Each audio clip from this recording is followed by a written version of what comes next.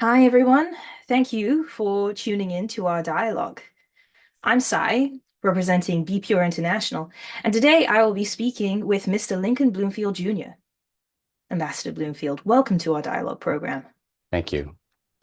So, let me give a quick introduction for those who don't know your track record.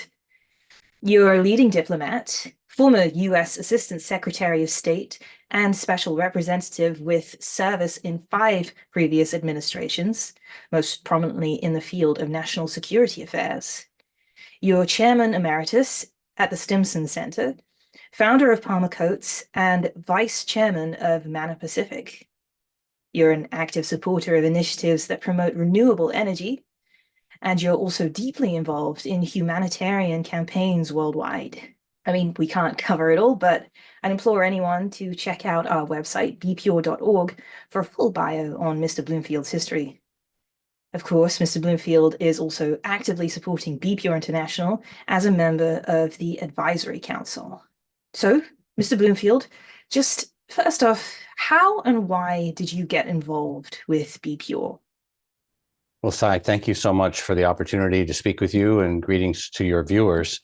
My career has focused on really trying to prevent war, trying to control war, trying to prevent escalation of war. And I think people today, even who don't follow foreign policy, understand the impact of conflict.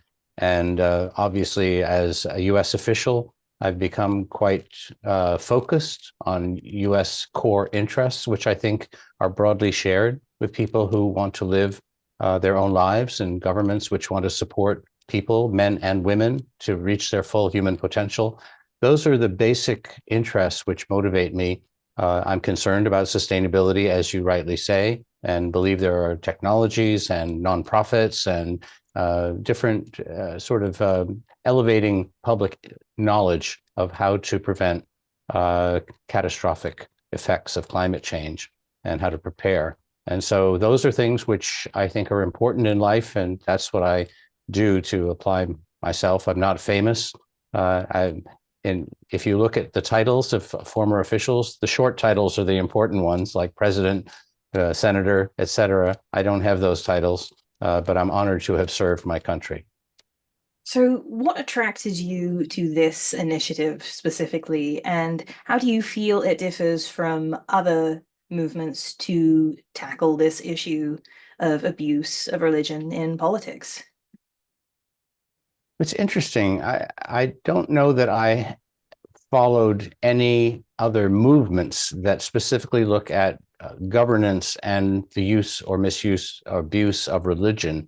I have colleagues who I respect greatly, who are advisors to BPUR, and that is how I was introduced to the subject. I have seen, however, some very thorny conflict issues around the world, a lot in the Middle East, but also Asia and Africa, and religion has played a role in motivating people sometimes to do things which we regard as not reflective of international norms or international law, humanitarian law, and so we've seen some very unpleasant and troubling behaviors. Some of them motivated and, if you will, supported by people with the power of governments. And so I care a lot about governance and the Westphalian system. It's all we have. Governments have responsibilities to their people.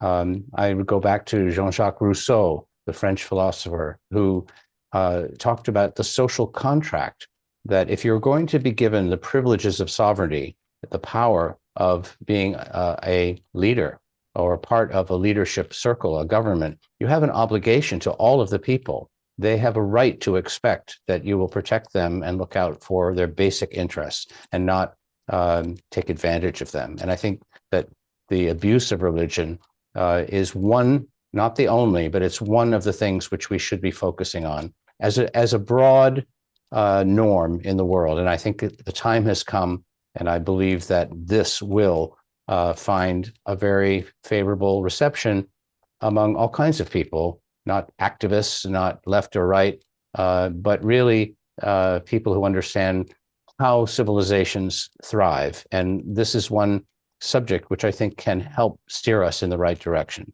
BPUR is now on the international agenda, anticipating imminent state adoption and supporting resolution at the Council of Europe. How do you anticipate the difference that this will make on the world stage? I think that what we're seeing is a process of a BPUR being a new initiative that gradually has become known to more and more governments, but not all. For some, this will be new, and that's appropriate. They're climbing a path toward broader knowledge and acceptance. I think the Council of Europe will give it great validation. It will show that people across the broad spectrum of politics, whatever their ideology, can agree that there should be some separation, really, between the obligations of governments and the power that they exercise legitimately, and religion, which is not to say they should suppress religion or promote religion. They should simply not abuse religion as part of their exercise of political power. So, what are the immediate steps that BPUR can aim for at this moment in time? I think that the path is moving very well. I think more people are becoming aware of this. I think that conversations can take place with mid-level officials in different governments. I look forward to those conversations occurring in the United States and ultimately among the experts at the Secretariat of the United Nations and the different delegations. But there is an education process to take place. This is not a campaign. In other words, it's not an activist effort against a group of people. It's really a promotion of a universal norm, which means that no one should have their resistance raised and think that this is a threat to them or to their politics. It's not. It makes no reference to political persuasion or form of government.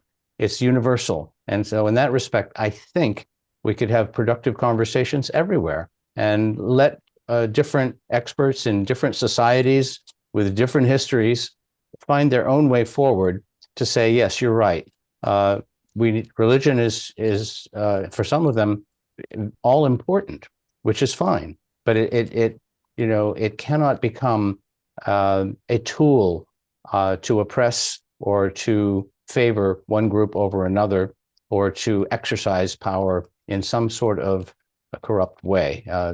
This is bad for religion as well as for governance. Rules that apply for all. Indeed. So can you imagine the end goal of this mission and hopefully when we'll get there? It's hard to predict timing, of course. I must say that someone who watches certain events in the world very closely, not all of the troubles in the world are manifestations of the abuse of religion by government. There are wars which are happening for other reasons as well, and conflicts. However, I do think there's a receptive attitude among all governments who are trying to say, how do we stabilize things? How do we calm things down? How do we open up the channels of commerce and interaction and freedom and conversation so that people, ordinary people, can do what they want? They can pursue their religious beliefs without fear of governments, or they can non-believe if that's what they want to do. The point being, it's not an issue for governments. And I think I predict that there will be increasing acceptance by many governments. I think this should appeal to the United States government. I don't know how well informed they are at this point, so there's work to be done. And as with any new idea, you don't get immediate acceptance in the first conversation, even if it's an idea that will ultimately find very strong favor. So I think there needs to be a series of engagements and conversations. And ultimately, international legal experts will write a treaty, which I hope will go before perhaps the General Assembly at the United Nations to see if there really is a consensus in the world. It's not for or against religion at all. It's for good governance, which is to say, let's not use governmental power to influence religious or to abuse religion for political power, because it demeans people of faith, it demeans religious institutions, and they deserve to have their own franchise in the world, their own appeal, without governments meddling and without governments using people's faith in the wrong way. Thank you so much, Lincoln. To wrap up, how do you personally plan to promote this mission and contribute further in the next stages towards global adoption? Well, as I said at the outset, I don't know that I don't have a huge visibility around the world, so my own voice may or may not resonate with other people who aren't familiar with me. But I will do what I can to open doors, to invite conversations, to listen to feedback. As a non-lawyer, I've gone over the treaty twice myself, looking to make it as universal as possible, making sure that there's no implication that this is aimed at any one party. It's not. It really is a norm that everyone should subscribe to, whether in any region, regardless of the map of religions around the world. It should be a universal norm. And I think that if we are careful and respectful and keep it on that level, that this isn't about pointing the finger at governments or in any way commenting on religion. It's really about how things work best in the world for the benefit of humanity. I think people can find a way forward to say they strongly support it or they don't object to it. There's nothing objectionable about it. And that's why I think that this effort will find favor and that it will have a good chance of becoming an accepted international norm that's much more visible within 2 or 3 years than it is today. That's my hope. Well, thank you so much, Mr. Bloomfield. And thank you so much for your devotion to this call to make the world more fair and more peaceful. And it's my privilege to be a part of this effort. Thank you. And thank you so much to everyone for watching. And see you again soon.